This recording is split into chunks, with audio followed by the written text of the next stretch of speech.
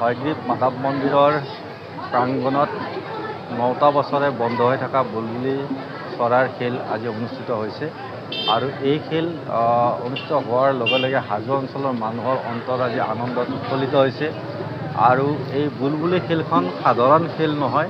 এইখন ১৭০০ শতিকাৰ পৰা আহোম ৰজা প্ৰমদত্ত সিংহৰ দিনৰ পৰা পৰম্পৰাগতভাৱে এই খেল অনুষ্ঠিত হৈ আহিছে আৰু অতি আধ্যাত্মিক পৰিৱেশত হৈছে। মহাপ্ৰভু বিষ্ণু হয়গ্ৰীৱ মাধৱ মন্দিৰৰ সন্মুখত অতি আধ্যাত্মিক পৰিৱেশত এই বুলবুলি চৰাইৰ খেল অনুষ্ঠিত হৈছে আৰু কেতিয়াবা মানুহ দুই এটা সমালোচনা কৰে যে ইয়াত বুলবুলি চৰাইৰ কিবা ক্ষতি হয় নেকি, হানি হয় নেকি। আজি অসমৰ মুখ্যমন্ত্ৰী মুখ্য সচিবে খেল উপভোগ কৰি নিজে স্বচক্ষুৱে প্ৰত্যক্ষ কৰি অনুভৱ কৰিছে যে এই খেলখনত কোনো ধৰণৰ মাদক দ্ৰব্য বা হানিকাৰক কোনো দ্ৰব্য খোৱা নহয়।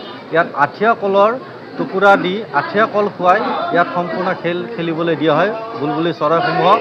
গতিকে এই চৰাই খেলখন সম্পূৰ্ণ এটা অসম চৰকাৰে দিয়া SOP নিৰ্দেশত সম্পূৰ্ণ নিয়ম মানি আজি খেল অনুষ্ঠিত হৈছে আৰু এই আধ্যাত্মিকতাৰ পৰিৱেশত অনুষ্ঠিত হোৱা বুলবুলি খেলৰ জৰিয়তে হাজো অঞ্চলৰ মানুহে গৌৰৱবোধ কৰে। কাৰণ এই বুলবুলি খেলখন হাজোৰ জনসাধাৰণৰ কাৰণে স্বাভিমান, হাজোৰ জনসাধাৰণৰ কাৰণে ঐতিহ্য, হাজোৰ জনসাধাৰণৰ কাৰণে এটা ইতিহাস যে সদায় যাতে এই ইতিহাস জিলিকি থাকে তাৰ কাৰণে আজি হাজো অঞ্চলৰবাসী ৰাইজে বুলবুলি চৰাইৰ খেলখন প্ৰতি বছৰে এই মাঘৰ সংক্ৰান্তিৰ দিনত অনুষ্ঠিত কৰাৰ কাৰণে অসম চৰকাৰে যি অনুমতি প্ৰদান কৰিছে ভৱিষ্যতেও যাতে এই অনুমতি অব্যাহত ৰাখে তাৰ কাৰণে হাজোবাসীৰ হৈ মই আহ্বান ৰাখিছোঁ।